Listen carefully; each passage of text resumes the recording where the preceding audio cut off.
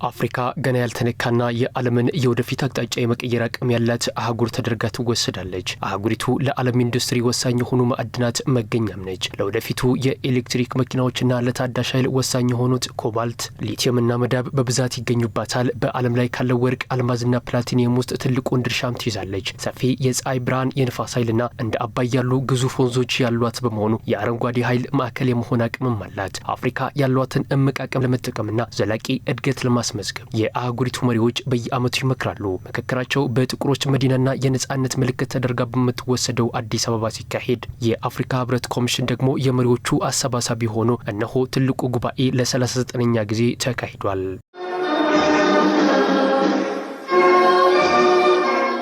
ራዕይ ወደ ስርዓትና ሀሳብ ሲመጣ እንዲሁም ዘላቂ ተቋማት ሲኖሩ ለውጥ ይመጣል ያሉት በጉባኤው የመክፈቻ ንግግር ያደረጉት የኢፌዴሪ ጠቅላይ ሚኒስትር ዶክተር አብይ አህመድ የውሃ ሀብት ያለውን ዘርፈ ብዙ ጠቀሜታ አንስተዋል። ይህንኑ መሰረት በማድረግ ኢትዮጵያ ኃላፊነት የተሞላበት የውሃ አስተዳደር ስርዓትን በጥበብ እየመራች መሆኑንና ታላቁ የኢትዮጵያ ህዳሴ ግድብ የአፍሪካን የጋራ ብልጽግና እያረጋገጠ እንደሚገኝ በማሳያነት ጠቁመዋል።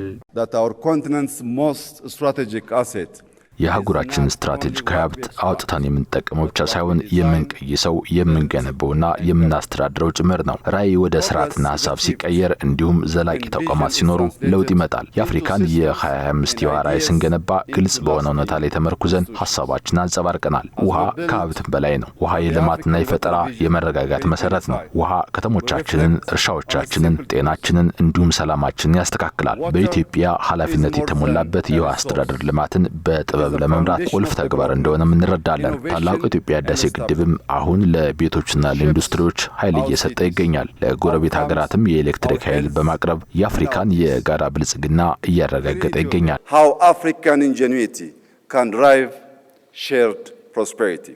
የአፍሪካ ትልቁ ሀብት ከመሬት በታች ካለው በተሻለ ከመሬት በላይ ያለው ወጣቱ ኃይል እንደሆነም ይነገራል። በዓለም ላይ ገና ያልታረሰና ለግብርና ተስማሚ የሆነው መሬት 60% የሚገኘው በአፍሪካ ሲሆን ይህም አፍሪካ ራሷን መመገብ ብቻ ሳይሆን የዓለምን የምግብ ዋስትና ችግር የመፍታት ትልቅ አቅም እንዳላት አመላካች ነው። የአፍሪካ እምቅ ሀብት የወደፊቱ ተስፋ ብቻ ሳይሆን በአግባቡ ጥቅም ላይ ከዋለ አህጉሪቱን የዓለም የኢኮኖሚ ማዕከል ሊያደርጋት የሚችል እውነተኛ ኃይልም ነው። ይህንን እምቅ አቅም በመለየት በርካታ ስራዎች እያከናወነች ያለችው ኢትዮጵያ በተያዘው በጀት ዓመት እድገቷ 10.2% እንደሚገመት ጠቅላይ ሚኒስትር አብይ አህመድ ተናግረዋል።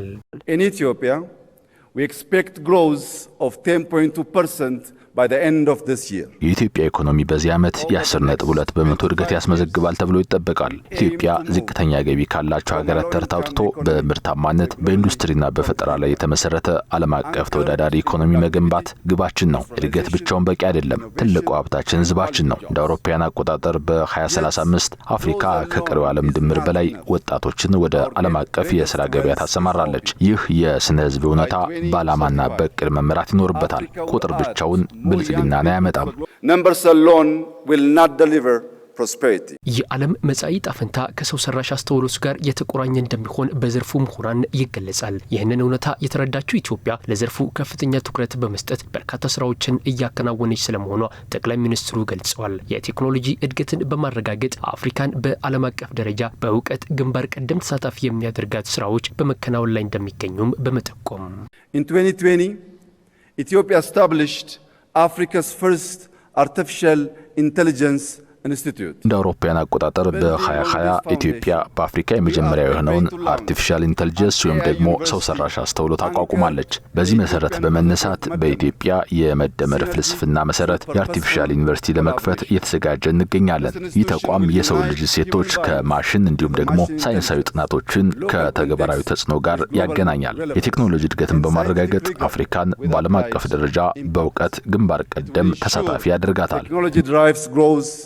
and position Africa as a global contributor in the age of intelligence. በተጨማሪም በዲጂታል ኢትዮጵያ 2030 እቅድ አማካኝነት የዜጎችን የአገልግሎት አሰጣጥ ማዕከል ያደረገ የዲጂታል መሰረተ ልማት እየተገነባ መሆኑን ጠቅላይ ሚኒስትር ዶክተር አብይ አህመድ አብራርተዋል። Under Digital Ethiopia 2030 በዲጂታል ኢትዮጵያ 2030 እቅድ አማካኝነት የዜጎችን የአገልግሎት አሰጣጥ ማዕከል ያደረገ የዲጂታል መሰረተ ልማት እየገነባ እንገኛለን። በተለይም የፋይዳ ብሔራዊ ዲጂታል መታወቂያን ከዘመናዊ የክፍያ ስርዓቶችና ከብሔራዊ የመረጃ ልውውጥ ጋር በማገናኘት ደህንነቱ የጠበቀ አገልግሎት፣ ያልተቆራረጠ ግብይት፣ ኃላፊነት የተሞላበት የመረጃ ልውውጥ እንዲኖር በማድረግ ረገድ ኢኮኖሚያችንን ወደፊት እያራመድን እንገኛለን። Responsible data sharing, fostering trust and driving our economy forward. ዓለም አቀፋዊ አጀንዳዎች የመቅረጽ አቅም ያለውና ለሁሉም አፍሪካውያን የሚተርፍ ልማትን እድልና ክብርን የሚያረጋግጥ ብሎም በራሱ የሚተማመንና የተባበረ የአፍሪካ ህብረት እንዲኖር መስራት እንደሚገባም ጠቅላይ ሚኒስትሩ አሳስበዋል። The movement marks a transition from foundational unity. ይህ ወቅት ከመሰረታዊ አንድነት ወደ ተግባር ሉዓላዊነት የምንሸጋገርበት ጊዜን ያመለክታል። ሉዓላዊነት ማለት የራሳችንን ታሪክ ራሳችን መጻፍ አለብን። እንደ ፐልስ ኦፍ አፍሪካ ባሉ ተነሳሽነቶች የአፍሪካን ድምጽ እናጎላለን። ምክንያቱም ልማት ያለኛ ታሪክ ሙሉ ሊሆን አይችልም። በተለዋዋጭ ዓለም ውስጥ አፍሪካ ለዓለም መረጋጋትና መፍትሄዎችን ማበርከት ትችላለች። ነገር ግን ለችግሮች ምላሽ ከመስጠት ባለፈ አጀንዳዎችን መቅረጽ፣ ራዕያችንን ወደ ተግባር መለወጥና በዓላማ መምራት አለብን። We must shape agendas, turning vision into action and leading with purpose. ዘላቂ የውሃ አቅርቦትና ደህንነቱ የተጠበቀ የንጽህና አጠባበቅ ስርዓቶችን ማረጋገጥ ለአጀንዳ 2063 ግቦች በሚል መሪ ሐሳብ የተካሄደው 39ኛው የአፍሪካ መሪዎች ጉባኤ የአህጉሪቱን መጻኢ ዕጣ ፈንታ የሚወስኑ ጉዳዮች የተነሱበት የአዲስ አበባ የኮንፈረንስ ማዕከልነት የተረጋገጠበትና የኢትዮጵያ ዘላቂ የልማት እንቅስቃሴ ጎልቶ የተንጸባረቀበት መሆን ችሏል።